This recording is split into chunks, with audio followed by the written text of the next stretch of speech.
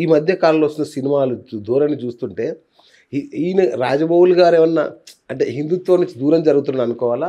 ఆయన జరిగితే ఎంత జరగకపోతే ఎంత ఆయన ఏం జరిగితే ఎంత సెలబ్రిటీ ఎవడికి సెలబ్రిటీ మా దేవుడు మతంకి వచ్చే వరకు మేము ఎవరిని స్పేర్ చేయం ఓకే సెలబ్రిటీ అయితే నీ దగ్గర ఉండు నువ్వు నోరు జాగ్రత్త అదుపులో పెట్టుకో అదుపులో పెట్టకపోతే నాలుక జీరుతారు జనాలు ఊరుకోరు ఎవరు ఊరుకోరు ఇవాళ ఇంత ఘాటుగా ఎందుకు స్పందిస్తావు అని అడుగుతున్నాను నేను ఘాటుగా స్పందిస్తేనే ఈ పరిస్థితి ఉంది అందరూ ఘాటుగా స్పందించాలి ప్రతి ఒక్క హిందూ ఘాటుగా స్పందించాలి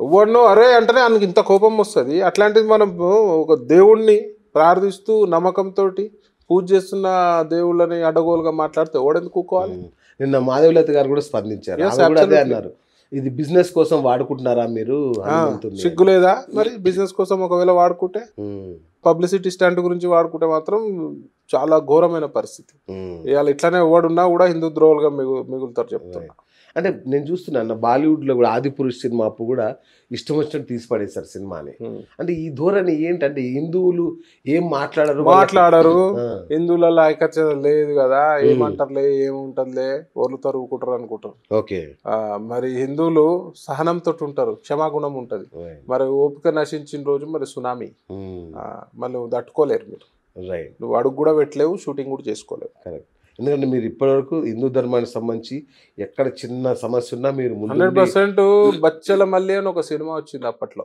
అవును ఆ సినిమాలో హీరో నరేష్ భగవద్గీత వస్తుంటే నరేష్ నిద్రలోకి వెళ్ళేసి వచ్చి ఒక సన్నివేశం ఓకే ప్రోమోలు ఉంటుంది నిద్రలోకి లేచి వచ్చి మీదికి వెళ్ళి వచ్చి మైకు పుంగి మైక్ ఉంటుంది కదా దాన్ని తీసుకొచ్చి కింద పడేస్తాను ఆ సన్నివేశం నా దగ్గరకు వచ్చింది ఇమీడియట్గా నేను నా డైరెక్టర్కి ఫోన్ చేసిన మళ్ళీ అనుకుంటా ఆయన పేరు మీరు ఇది చాలా తప్పు సన్నివేశం అంటే భగవద్గీత వస్తుంటే తీసుకొచ్చి మీరు కింద కొట్టే సన్నివేశం ఇది ఇట్స్ నాట్ గుడ్ ఇది మమ్మల్ని కించపరిచినట్టు భగవద్గీతని కించపరిచినట్టు దయచేసి మీరు ఆ సన్నివేశాన్ని కట్ చేయండి యూట్యూబ్ ఛానల్కి వెళ్ళి సినిమాలకు వెళ్ళి కూడా కట్ చేయండి లేదంటే మాత్రం మీ సినిమాని నడవనీయం అంటే పాపం ఎందుకు ఏ విషయం ఇమీడియట్గా పాపం రవియో ఏమో ఉన్నది ఆయన పేరు ఇమీడియట్గా ఆయన రియాక్ట్ అయ్యి అన్న సారీ మేము అనుకోలే మొత్తం సీన్ తీసేసి వెరీ గుడ్ అట్లా ఉండాలి ఒక పద్ధతి ప్రకారం ఉండాలి అవతల వాళ్ళు అరే ఇది మా వల్ల హర్ట్ అవుతుర్రు అంటే దాన్ని ఇమీడియట్గా దాన్ని ఆల్టర్నేట్ చేయాలి కరెక్ట్ సో ఇప్పుడు రాజమౌళి లాంటి ఒక పెద్ద వ్యక్తి మాట్లాడితే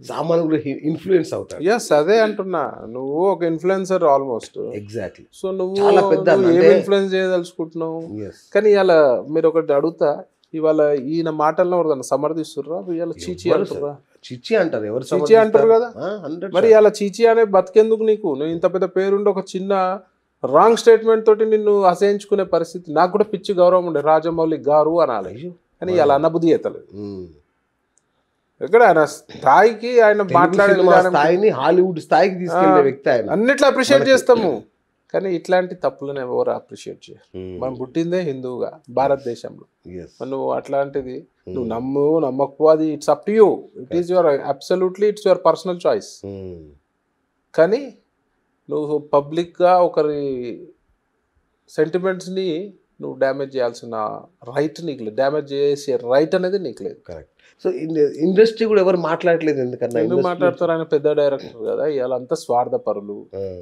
ఇవాళ అంత మాక్సిమం జనాలు స్వార్థపరులు ఎందుకంటే ఇండస్ట్రీలో కూడా మొత్తం సెంటిమెంట్ లేకుండా మంచి రోజు చూసి ఒకప్పుడు గుర్తుందా ఫ్రైడే సినిమా రిలీజ్ అవుతుంది మరి ఇప్పుడు మరి సెంటిమెంట్ లోకి డబ్బులు పేరు ప్రఖ్యాతం ఇవి శాశ్వతం కాదు కదా సెంటిమెంట్ అనేది శాశ్వతం మతమే శాశ్వతం హిందుత్వం శాశ్వతం దేవుడు శాశ్వతం ఇప్పటికి ప్రతి సినిమాలో ఏదో ఒక హిందూ దేవుడిని చాటుగానే సినిమాలు తీసుకొని డబ్బు చేసుకుంటున్నారు మరి వాళ్ళు కూడా ఎవరు మాట్లాడరు భయం పెద్ద డైరెక్టర్ కదా అని మరి అంటే హిందూ సంఘాలు ఇది సమయం సంఘాలు ఏకమైతున్నాయి కేసులు బుక్ అవుతున్నాయి దీనిపై తీవ్రంగా స్పందిస్తున్నారు వానరసేన ఎవరో కేసు రామిరెడ్డి గారి ఆధ్వర్యంలో వానరసేన కేసు పెట్టిర్రు ఇట్లాంటి కేసులు రాష్ట్ర వ్యాప్తంగా 2 రాష్ట్రాలను పెట్టాలి ఇంకా కేసులు పెట్టాలి మీ స్పందన ఏంటి ఇప్పుడు దీని మీద డెఫినెట్ గా ఇది ఒక మూర్ఖపు చర్య అని చెప్పి నేను స్పందిస్తున్నా.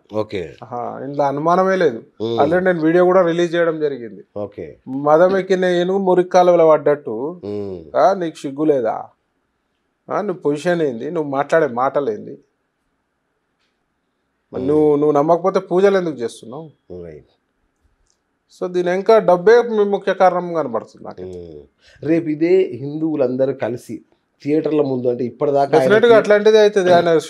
ఆయన దీనిపై స్పందించి క్షమాపణ సమాజానికి క్షమాపణ చెప్పకపోతే రేపు థియేటర్ల దగ్గర డెఫినెట్గా హిందువులు ఊరుకోరు. రైట్, అది 27 మాట 27కి ఆయన రిలీజ్ అవుతుంది. ఇప్పుడు ఏంటి మీ కార్యాచరణ దీని మీద? ఆల్రెడీ కేసులు బుక్ అవుతున్నాయి. నేనైతే ఒకటే అంటున్నా, డిమాండ్ చేస్తున్నా, ఒక రెస్పాన్సిబుల్ సిటిజన్గా, ఒక సెలబ్రిటీగా నువ్వు దీనిపై ఇమీడియట్గా దిద్దుబాటు చర్య చేసుకోవాలి, సరిదిద్దుకోవాలి తప్పుని. తప్పేం లేదు, నిన్ను ఎవరు లోకుగా చూడరు. నువ్వు సారీ చెప్పినంత మాత్రం ఎవరు లోకు చూడరు. సో ఆయన కూడా ఆయన లేదు చెప్పలేదు కేసులు అవుతున్నాయి కదా. భయపడాడు ఆయన పెద్ద ఆయన. భయపడేది రేపు మాట్లాడతాం కదా, రేపు ప్రణాళిక చేస్తాం కదా. మరి ఏడో షూటింగ్ చేస్తారో ఏందో అన్ని కూడా ఉంటాయి కదా. ఓకే, మరి షూటింగ్ స్తంభింపజేసే పరిస్థితి రాకుండా చేసుకోవాలి. Okay okay. ఇట్లా ఇప్పుడు ఆయన రామాయణం నా డ్రీమ్ ప్రాజెక్ట్, మహాభారతం తీయడం నా డ్రీమ్ ప్రాజెక్ట్ అంటున్నాడు ఆయన. అలాంటి వ్యక్తి మరి వాటిలోని పాత్రల్ని వక్రీకరించాలన్న గ్యారంటీ ఏంటి? ధోరణి ఉంటే నాస్తికమైన ధోరణి ఉంటే వక్రీకరిస్తే ఇలా వాడు ఊక్కునే పరిస్థితులు లేరు. లక్షల కోట్ల సంఖ్యలో హిందువులు ఎక్కడ కూడా మరి ఏ సినిమా థియేటర్ నడవని. ఓకే, అంటే యూత్ ఇప్పుడు అయితే హిందూ యువత ఉన్నారో వాళ్ళకి మీరు ఇచ్చే పిలుపు ఏంటి అసలు? మన హిందుత్వాన్ని మనం కాపాడుకోవాలి. మన భవిష్యత్తు బాగుండాలంటే, మన పిల్లల భవిష్యత్తు బాగుండాలంటే, భారతదేశం బాగుండాలంటే, మన మతం బాగుండాలంటే, మన హిందుత్వాన్ని కాపాడుకోకపోతే రేపు మనం మైనారిటీలు అయ్యే ప్రమాదం ఉన్నది. ఆల్రెడీ మన పాపులేషన్ తగ్గుతుంది, ముస్లింల పాపులేషన్ పెరుగుతుంది. ముస్లింలు అందరూ చెడ్డోళ్ళేనన్నా, హిందువులు అందరూ మంచోళ్ళనేనా? రైట్. కానీ మన రజాకార్ల పాలనలు ఎట్లుండే ఆ పరిస్థితి వస్తుంది. బంగ్లాదేశ్లో హిందువులపై ఎట్లా దాడులు జరిగినాయి ఆ పరిస్థితి వస్తుంది. మెడ మీద కత్తి పెట్టి మతం మార్చుకోరా అనే పరిస్థితి వస్తుంది. రేపు నీకు సేఫ్టీ లేదు, మీ ఇంట్లో మీ పిల్లలకు సేఫ్టీ లేదు, రేపు ఆడపిల్లలకు సేఫ్టీ లేదు. ఇప్పుడు చూస్తున్నారు కదా, లవ్ జిహాద్ కేసులు చూస్తున్నారు కదా ఎట్లా జరుగుతున్నాయి. అది పక్కన పెడితే మొన్న చూసిరు కదా, రేజిన్ తోటి విషయం కలిపి మాస్ కిల్లింగ్ కి ప్లాన్ చేసిన. అంటే ఎవరు చేస్తున్నారు? అది ఎవరు టార్గెట్? వాళ్ళ దృష్టిలో ఎవరు టార్గెట్? హిందువులు target. Example, live example, Kashmir లో జరిగిన సంఘటన.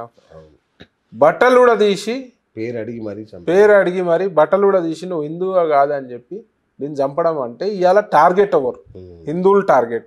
ఇది ఎవరు అబ్జర్వ్ చేయాలి? హిందువులు అబ్జర్వ్ చేయాలి. నువ్వేం చేయాలి? ఐకమత్యంతో మెలగాలి. ఎట్లాంటి సంఘటనలు జరిగినా ఇవాళ హిందువులంతా కలిసి పోరాటం చేస్తే గానీ బయటపడే పరిస్థితి ఉండదు. లేకపోతే రేపు ఇట్లానే మాస్ కిల్లింగ్కి మనం బలైతాం. మాస్ కిల్లింగ్లలో మన తరాలు మొత్తం అంతరించిపోయే ప్రమాదం ఉన్నది. వాళ్ళు 10 మంది 6 మంది పిల్లల్ని కనుక్కుంటా మనం రెండింటికి ఒకరే అయిపోయారు. మన దాంట్లో ఒకరే ఎంతో మంది దాంట్లో చూసిన ఒక్కరు కాదు 1 hour నన్ను. ఇప్పుడు 1 hour నన్ను అంటే నీ బతుకు నన్నే. ఇవాళ మీరు టెంపరీ మీరు అనుభవించే సుఖాల గురించి రేపు మీ భవిష్యత్తుని, మీ తరతరాలని, మీ వారసత్వాన్ని కోల్పోతున్నారు అంటే మీరు ఏం చేస్తున్నారు అనేది అర్థం చేసుకోవాలి. ఇలా పాశ్చాత్య కల్చర్ని ఇట్లా వంట పట్టుకుంటున్నారు. మరి అదే మన సనాతన ధర్మాన్ని ఎందుకు వంట పట్టించుకుంటున్నారు? మన ధర్మం కంటే ప్రపంచంలో ఏ ధర్మం గొప్పది కాదు. అత్యంత సనాతనమైంది ఈ ధర్మం నుంచి అన్ని ధర్మాలు పుట్టుకొచ్చిన పరిస్థితి కదా. సనాతన ధర్మానికి ఆరంభమే కానీ అంతం లేదు. సో ఇవాళ మనం దాన్ని పాటిస్తే బాగుంటుంది. పాటించకపోతే డ్రగ్స్ చూస్తున్నారు కదా, డ్రగ్స్ కథ మొత్తం మీరు చూస్తున్నారు కదా ఎట్లా అవుతారో. మనం వెస్ట్రన్ కల్చర్లకు పోతే ఏమవుతాము, కుటుంబాలు ఛిద్రం అయిపోతాయి. ఇలా సనాతన ధర్మాన్ని పాటించే కుటుంబాలు సంతోషంగా ఉన్నాయి. అంతేగా వెస్ట్రన్ కల్చర్ని పాటించేటోళ్ళు ఇలా మంచి పరిస్థితి లేదు. డబ్బులు ఉండొచ్చు కానీ పీస్ ఆఫ్ మైండ్ లేదు, హెల్త్ లేదు.